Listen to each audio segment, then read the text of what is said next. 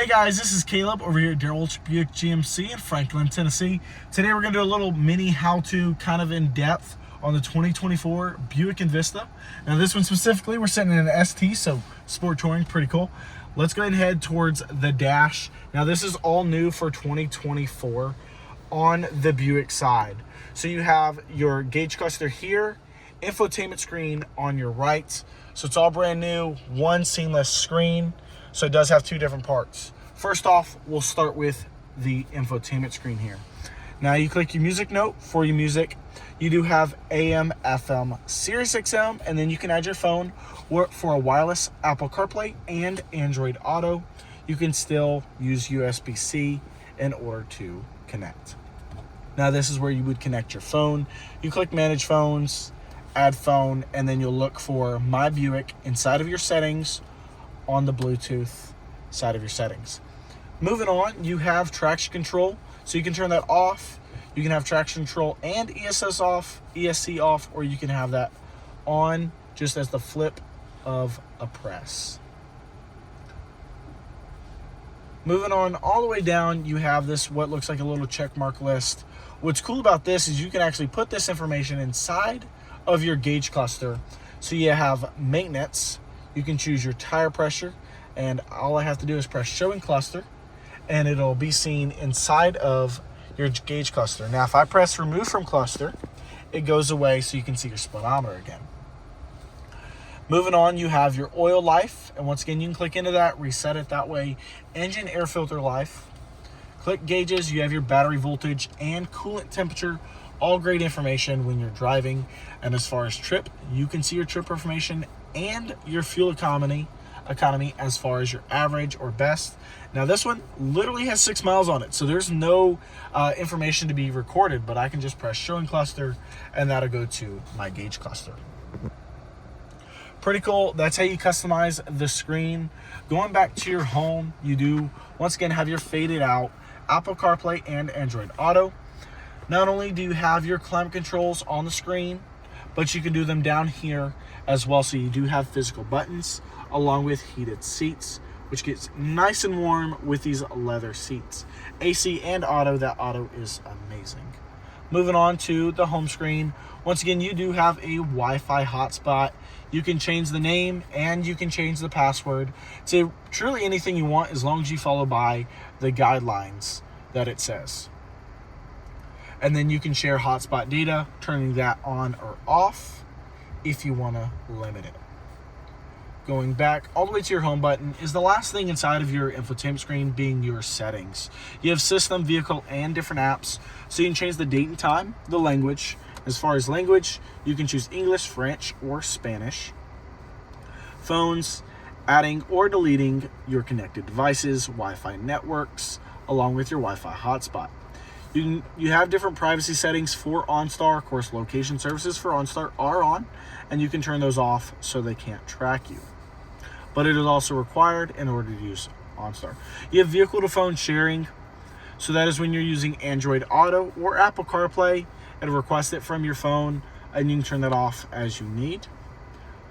Moving down, and it gets really in depth. If you don't like the screen, you can turn it off so it fades out. But to turn it back on, you just tap it. Or you can twist your volume knob over here. Sounds, get a little bit of audible feedback and your maximum volume as startup. We're going to turn that down because it frankly does get annoying sometimes, especially when we're driving around these lots here.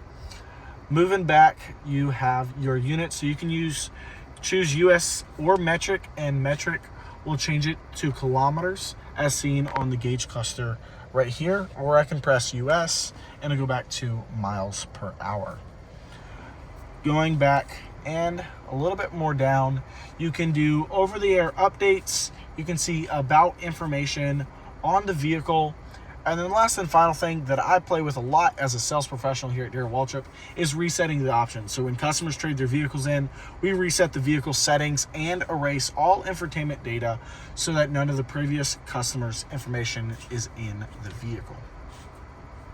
Going on to vehicle inside of there, you have Team Driver. Team Driver is amazing because once you set it up, you can realistically get a report card from whoever's driving the vehicle. You have a rear seat reminder, climate and air quality. You can choose the fan speed among startup, auto defog, and rear. Now you have your collision detection systems. So you can turn off certain functions like your automatic emergency braking, for front pedestrian braking. You have adaptive cruise go notifier and lane change alert.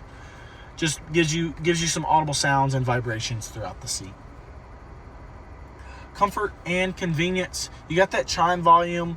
Once again, you don't buckle up. You can only turn that down so far per legal regulations. But what's amazing, for a vehicle under $30,000, you get rain sense wipers, which is quite remarkable. So they automatically turn on when it starts raining. It just detects it. You have lighting, so vehicle locator lights. You can have this exit lighting on for an extended period of time, up to 2 minutes, or you can turn that completely off so the lights don't turn on. Great for walking up into your house after you park on your carport. As far as power door locks, you have an anti-lockout. You can auto door unlock all or delay the door lock so it doesn't lock you out immediately as you walk away. Say you're cleaning the car, or you leave the keys in the house. We'll move down to the last one in vehicle is your remote lock, unlock, and start. You got that feedback for the unlock, lock.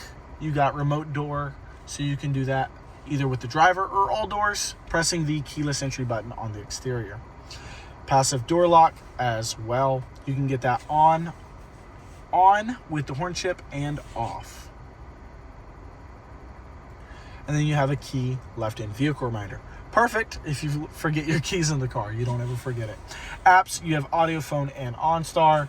As far as audio goes, you really have the radio text categories, or you can manage your favorites. You can go into sound, change your bass, mid treble, and treble. Those are the apps on the vehicle, are already built in.